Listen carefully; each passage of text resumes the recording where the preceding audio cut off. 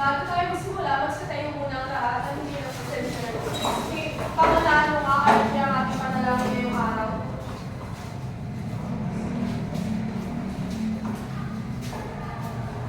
Yuko po namin ang aming ulo. Dami ng pasensya.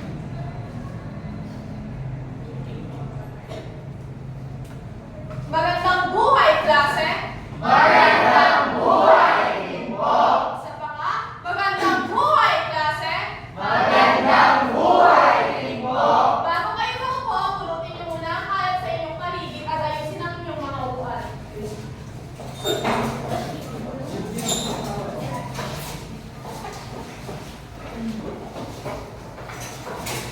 Kamusta kayo, klase? Ayos lang po! Mabuti kung gano'n. May naaalala ba kayo sa ating nakaraang talakayan? Sige nga, Miko. Sino nga ang nasa larawan? Si Don Juan po. Sino ulit? Ay, pasensya na po. Si Kapitan Chaco po. Tama. Sige nga. Michael, ilarawan mo nga ng pagka-physical na itsura ang kanyo at ni Kapitan Tiago.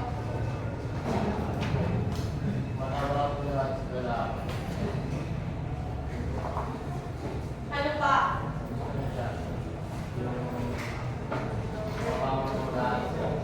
Tama. Bukod sa physical na kanyuan o ugali ni Kapitan Tiago, meron ako dito mga masusing salita na mauukol dun sa bahagi ng katawan niya. Ang una ay mata, na masusing salita ay bulag-bulagan. Sige nga, Melvin, bakit nga ba nasabing bulag-bulagan si Kapitan Tiago? Parang hindi niya po naririnig yung mga tayo na mga natakutan. Tama. Yung pangalawa naman ay bibig. Ang bibig naman daw ay mapanglaing. Sige nga, RD, bakit nga ba nasabing mapanglaing si Kapitan Tiago? Kasi po, yung mga makikirap po, nilalain niya kahit Pilipino siya, nagpapanggap siya na siya ay Kastila para malayan po yung mga Pilipino. Tama, mahusay. Pangatlo, kamay, sunod-sunuran. Sige nga, Archie, bakit nga ba nasabing sunod-sunuran si Kapitan Tiago? Kasi may nakakaalala sa mga kayuhan. Kung magkasunod-sunod-sunuran niya ako. Tama. Ang pang-apat naman ay puso, mapagmahal. Sige nga, Charmaine, bakit nasabing mapagmahal si Kapitan Tiago? Kasi tumutulang po siya sa simbahan. Tama.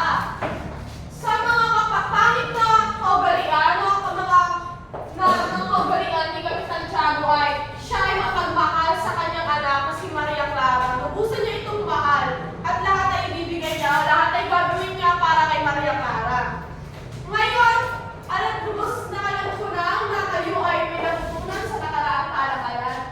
Kaya ngayon ay pakibasa nga ang ating tayunin ngayong araw, Lady. Ay ibabahagi ang sarili damdamin sa tinalakay ng mga pangyayaring pinagawa sa buhay ng kabuhay. Ay paliliwanag ng mga kaugalian pinanggit sa kabanata na nakatutulong sa pagpapayaman ng kulturang Asyan. Dahil lahat ang sarili pananaw sa kapangyarihan ng pag-ibig sa magulang, sa kasintahan, sa kapwa at sa bayan. Maraming salamat. Gusto niyo ba ng laro, klase? Kung gayon, ay meron akong hinandang laro. Meron kayong makikita kalahati ng puso sa likuran ng inyong upuan. Pakikuha nga ito. Ang mga makakuha ay mangyayari lamang na pumunta sa harapan. Pumunta kayo sa harapan, yung mga nakakuha, klase. Pagkapunta sa harapan ay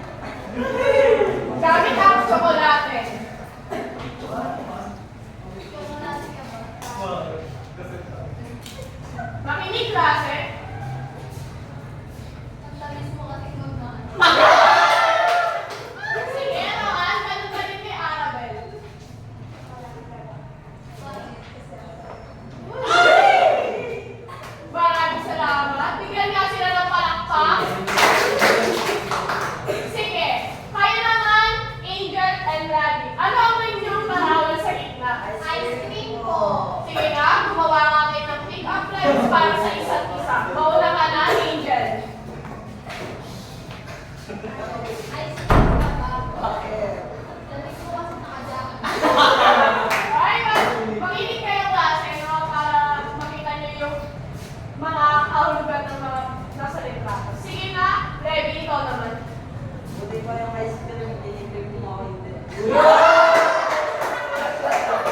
Bigyan nga sila ng palakpak. Sige nga, kayo naman, Michael. Bakit? Ano ang nasa larawan nyo? Sige nga, bigyan nyo ka ang isa't isa ng pick-up lines. Apoy ka ba? Kasi magaling lang muna ini para marinig natin ang hindi makakabasa. Apoy ka ba? Kasi gusto ko itang papiling. Sige nga, Karish, ikaw naman. Sabi ka ba? Bakit? Hindi kasi kompleto ang bago ko. Bigyan nga sila ng palakpak natin. Sige nga, kayo naman. Ano ang larawan na nasa gitna ng puso? Sige nga, Mendoza, mauna ka. Okay ka ba? Tingin mo kasi kinakain. Sige nga, Rodney, ikaw. Bagyan, ang pinakasal ng boses. Cookies ka ba? Bakit? Ano? Hindi ko Ano? maintindihan. Kasi ikaw yung favorites ko. Uy! Wala! Sige, bigyan sila ng palakpak base. Sige, kayo, huling pagkakareha. Ano ang larawan na nasa gitna ng inyong puso? Karen, ano ang nasa gitna ng inyong puso? Sige nga, Melvin, mauna ka.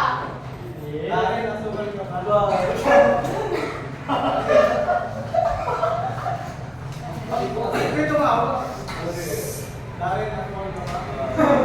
Tamis mo man. Sige, Karen, ikaw naman. Bakit, pre? Wala yung pare. Bigyan sila ng palakpak. Maraming salamat, klase. Maaari na kayong paupo. Ngayon, klase, ano, saan nyo nakikinig o saan nyo nakikita ang madalas na napapansin ang mga nakakinig na salita binanggit ng inyong mga kamag-aral? Tama. Tsaka, saan pa? Sa magulang. Tama. Sige nga, Rodney, ikaw, sa paanong paraan napapakita na gusto mo ang isang tao?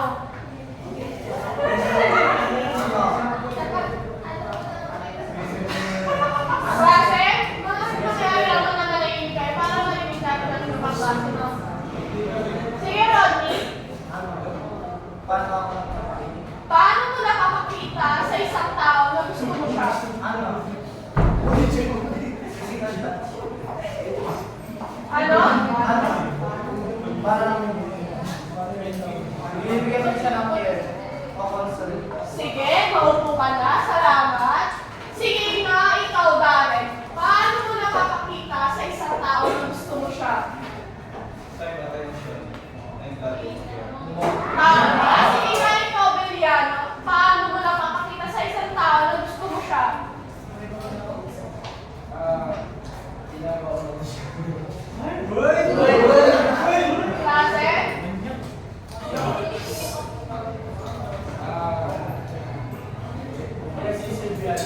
Tama. Ganyan ang mga panliligaw natin para makuha natin ang puso ng isang babae. Karaniwang maririnig ang mga pick-up lines na nakita at narinig ninyo sa inyong kamag-aral ay sa panliligaw. Naranasan nyo na ba mabigyan ng sa pick-up lines, klase? Sino dito ang nakaranas na? Sige nga, Dwight, anong pick-up lines ang natanggap mo? At kanino galing? Galing kay Melvin. Sige, ano yung pick-up lines na sinabi sa inyo ni Melvin? Sabi niya, pre,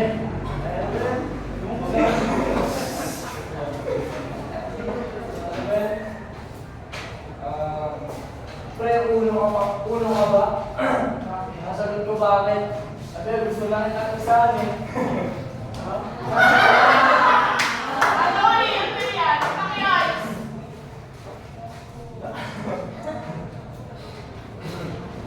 Kanya, uno ka ba? Bakit guys? Isa pa. Uno ka ba?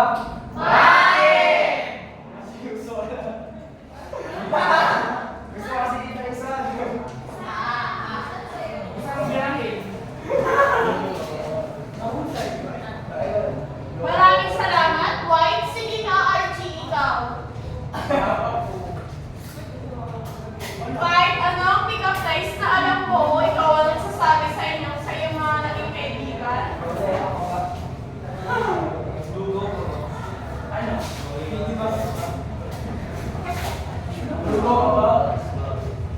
Mga alam mo manahimik kayo para marinig natin ang inyong kamag-aral.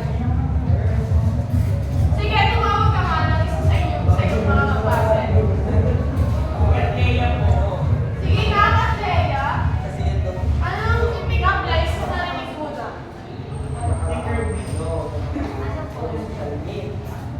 Ayos lang ng yan.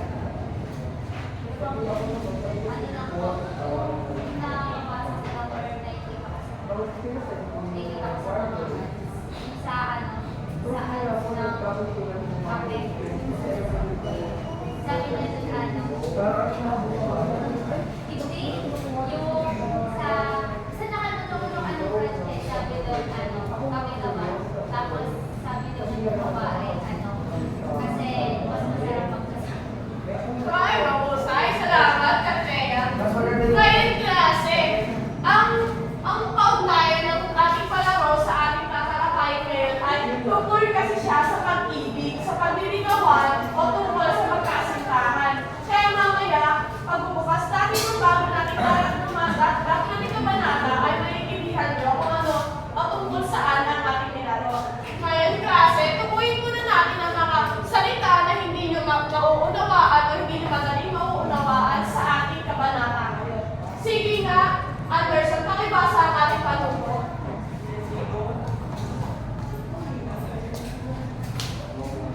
Tukuyin ng kahulugan ng mga salita.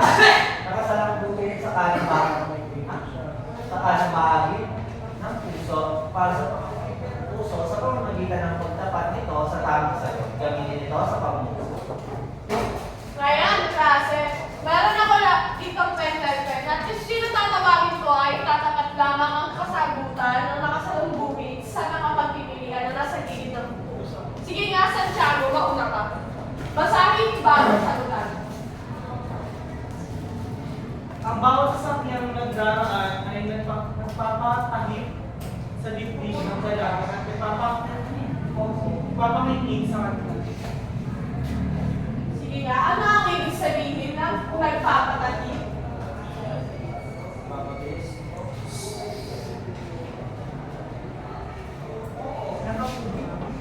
Tama.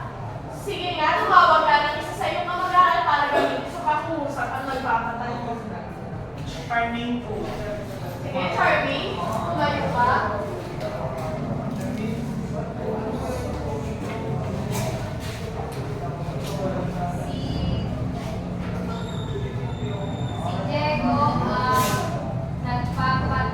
Nagpapatanik ng puso ni Maria.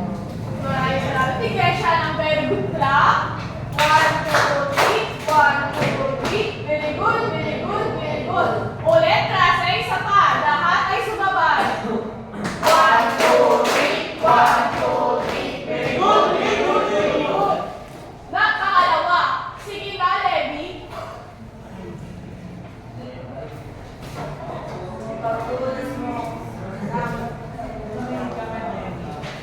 Pagtulos mo ng dalawang kandila, ang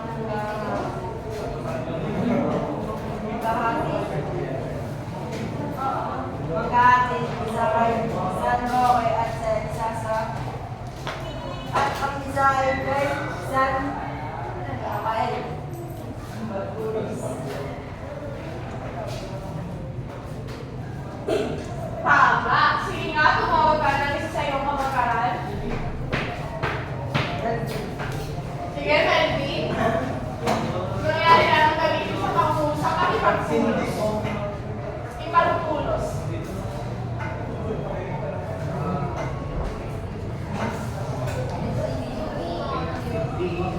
ay ang tulos mo, hindi naman kita. Okay na naman. Ano? Pakila ka saan? Saan marinig ko sa klase? Ako ay pinagtulos ni hindi naman kita. Tama. Sige, bigyan natin ng very good clap, klase. 1, 2, 3, 1, 2, 3. Very good, very good, very good. Pangatlo, Rohan. Sige nga, sagutan mo ka ang pangatlo. Naganap ang Pagsusuyuan. pagsusuyuan na matatarang gusto ko ibaran sa hotel. Sige, sagutan ang nakasalubungin.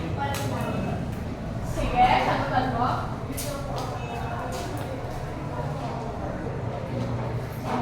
Tama. Sige, Noan. Ikaw naman ang tumawag sa isa sa iyong mga klase. Sige, Darren. Gamitin nga sa pangungusap ang asuteo.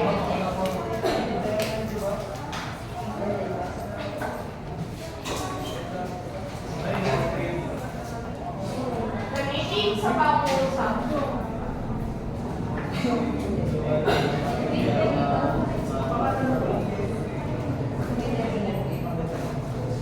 Kasi nakikinig pa ba?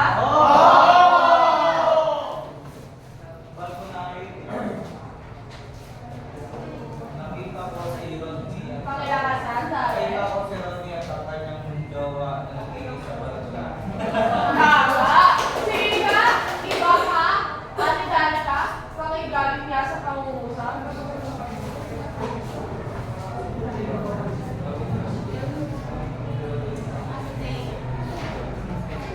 Astea. Ang aking na bahay na nagkakabay sa atin. Tama, bigyan nga siya ng very good clap, klase. 1, 2, 3, 1, 2, 3. Very good, very good, very good. Sige nga, Melvin, ikaw naman sa pang-apat. Ilisanin na niya ang lugar na tulad sa kanya ay kaibigan. Sige, sagutan sa harapan. Siyempre, iwan. Iwan ba ito, ma'am?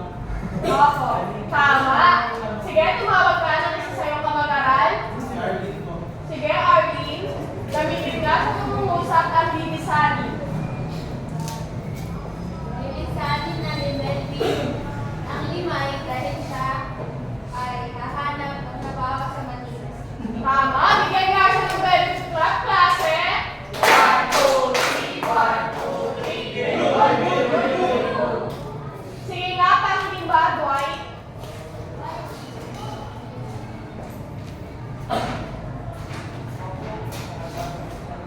Hindi mo ba ako naiwaglit sa marami? Hindi mo ba ako naiwaglit sa marami ng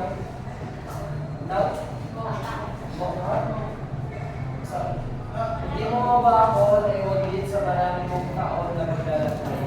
Sige nga, sagutan. Ayun ang pet-pet-pet. Itapat mo nga ang tamang kasagutan. Meron na. Tama. Sino ang nais mo gumamit na ibaglit sa pangungusap? Chief? Sige, Archie. Na ibaglit. Na ang ibig sabihin ay nakalimutan. Di nga, gamitin ko nga sa pangungusap. Naiwagin ko sa aking pera ng mga ito. Kaya natin. Wala na kasi. Tama. Sige, bigyan nga siya ng very good clap, klase. 1, 2, 3! 1, 2, 3! Very good, very good, very good! Sa pang-aayusin, klase. 1, 2, 3! 1, 2, 3! Very good, very good, very good! Ngayon, alam na natin ang mga malalalim na salita o mga kapungol na tingin ko pansin sa inyo, mga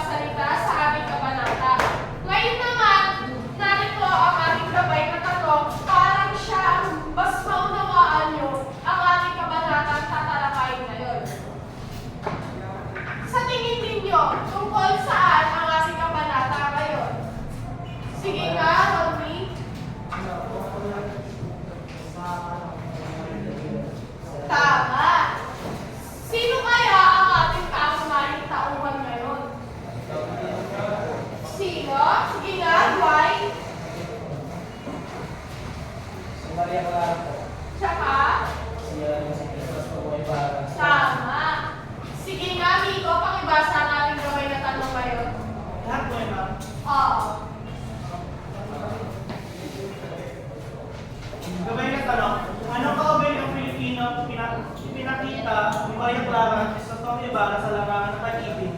Nakita pa ba ito sa kasalukuyan? Number 2. Ano palagay nyo ang pundasyon ng isang matibay na relasyon? Number 3. Kung ikaw ay bibigyan ng pagkakataon na makilala si Crisostomo Ibarra o si Maria Clara, ano ang ibibigay bilang sa hagisan ng pagmamahal? Number 4. Kung ikaw si Crisostomo Ibarra, handa mag-iwan ng iyong minamahal para makipagsapalaran sa ibang bansa upang makatulong sa bayan. Number 5. May pagkakaisa ba ang panunuyo noong araw? Ay pagkakaiba ba ang panunuyo ng araw sa panunuyo ngayon? Patunayan na rin sa dalawang paraan ng higit ng kasiyasiyan ng Maraming salamat. Ngayon, magsimula na tayo sa ating talakayin. Tingnan ninyo ang inyong gamit ng lamesa.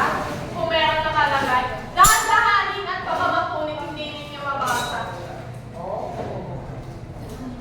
Meron niyang bilang kung sino ang mauna, kung sino ang susunod, at sino ang uli. Sige nga, sino ang una? Sige, pumunta nga sa harapan at basahin. Basahin ng malakas para mas maintindihan ng klase. Makinig klase. Dahil ba kayo makinig? Opo! Okay. Sina Maria Clara at Tia Isabel ay maagang nakapagsimba ng araw na iyon. Matapos pag-almusal ay nagkanya-kanya na silang nanggawain. Naintindihan ba klase? Opo! Sige, salamat. Pangalawa. Lakasan ng boses para mas maintindihan ng klase. Naglinis ng bahay si Tia Isabel dahil sa mga kalagpungan ng mapunan na nakaraang gabi. Si Kapitan Tiago ay nagbuklat ng mga kasulatan tungkol sa kabuhayan samantalang si Maria Clara ay nanaging habang kausap ang ama. Upang malibak ang sarili sapagkat ngayong araw ay nakapagdang magkikita nila ni Ibarra. Hindi mamakalian dalaga dahil sa pananabik na masilayan ang kanyang sumusunod. Naintindihan ba klase? Oo. Sige nga, sunod. Napagpasahan niya ang magkotse sa San Diego dahil nalalapit na ang pesta doon. Maya-maya pa'y dumating na si Ibarra at hindi may kakailang na tarantang kalata. Naintindihan ba klase? Oo. Sige nga, sunod na ng babasa. Pumasok pa sa silid si Maria Clara at tinulungan naman siya ng kanyang Tia Isabel na ayusin ang sarili. Lumabas rin ito at nagkita ang dalawa sa bulwagan. Kapwa nagkaroon ng kaligayahan sa mga mata ng dalawa nang magtama ang kanilang paningin sa isa't isa. Sige, sunod. 4.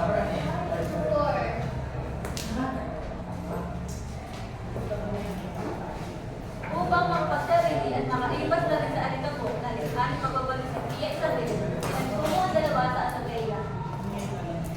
Sige, sunod. Siguraduhin lamang na nakikinig ang klase kasi sasagutan natin ang gabay na tanong mamaya. Doon ay masinsinan silang nag-usap tungkol sa kanilang nararamdaman at sa kanilang mga sinumpaan sa isa't isa. Pinalitan nila ang alaala ng kanilang makakapusal ng kanilang maging tampuhan at mabilis na pagbabago. Sige, sunod.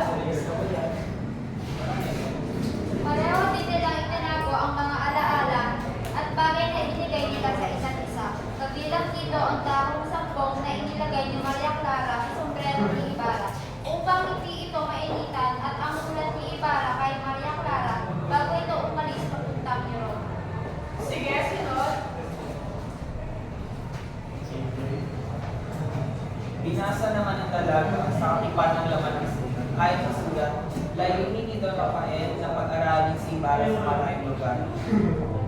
Upang aralin si Ibarra sa malayong lugar. Upang makapaglingkod ng mataas na kalidad sa bayang sinilahan. Handa din umano itong nagmagtikis na mawali sa anak upang sa bandang huling ibigay ito sa bayan ng kanyang hangarin. Sige, sunod. Ang manginginig talaga si Melvin. Sige, Melvin, ikaw Tigil mo. Sige, Roan, maraming salamat. Maaari ka ng buko. Dahil di ba? Tigilan naman si Ibarra dahil naalala nito na bukas ay unas at marami siyang kailangan gawin. Ipaalam ko si Ibarra na pinilinan ng kapitan niya, sabihan ng kanyang katiwala na sila ay magbabakasyon doon. Sige, isa pa nga, pakilakasan para mas maintindihan ng klase. Natigilan naman si Ibarra dahil naalala nito na bukas ay unas at marami siyang kailangan gawin. Paalam ko si Ibarra na pinilinan ng kapitan niya na sabihan ng kanyang katiwala na sila ay magbabakasyon doon. Sige, maraming salamat. Sunod. Si Maria Clara naman ay hindi napigilang maluha dahil sa pamamilya kay Ibarra. Nagiyan siya ng kanyang naman ay pagtulong si Ibarra ng 2 kandila ialay si Santo ng Mandalakon. Sige, ang huli. Yun ang huli. Pagsampu ka na. Sige, maraming salamat. Ano ang naramdaman nyo sa napakinggang kabanata? Sige nga, ikaw, Dwight. Anong sumagi sa isip mo yung naramdaman sa labas sa kabanata? Okay na yan.